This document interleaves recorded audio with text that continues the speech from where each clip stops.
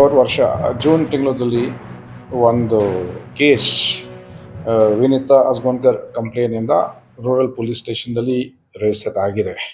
Crime number 110/2024 under section 465, 467, 468, 471, 420 ಮತ್ತು 120B.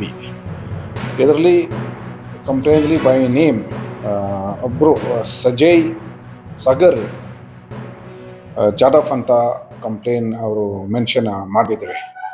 ಅವರ complain ಏನಿದೆ, ಈಗ ಬಚ್ಚಿದಲ್ಲಿ ಮೊದಲು ವಿಕ್ಟಿಮ್ ಹೆಸರಲ್ಲಿ ಒಂದು ಜಮೀನಿದೆ.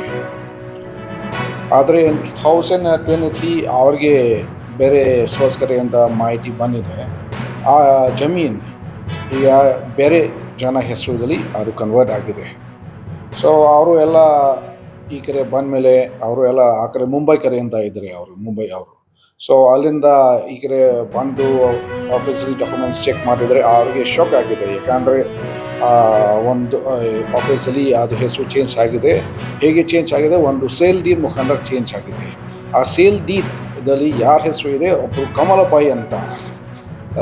ಸೊ ಸೇಲ್ ಡೀಡ್ದಲ್ಲಿ ಹೇಗೆ ತೋರಿಸಿದ್ರೆ ಕಮಲಬಾಯಿ ಅವರು ಸಾಗರ್ ಜಾಧವ್ಗೆ ಆ ಜಮೀನು ವಿಚ್ ಇಸ್ ಅರೌಂಡ್ 8 acres ಮತ್ತು 30 ಗುಂತ ಅವರು ಸೇಲ್ ಮಾಡಿದರಂತೆ.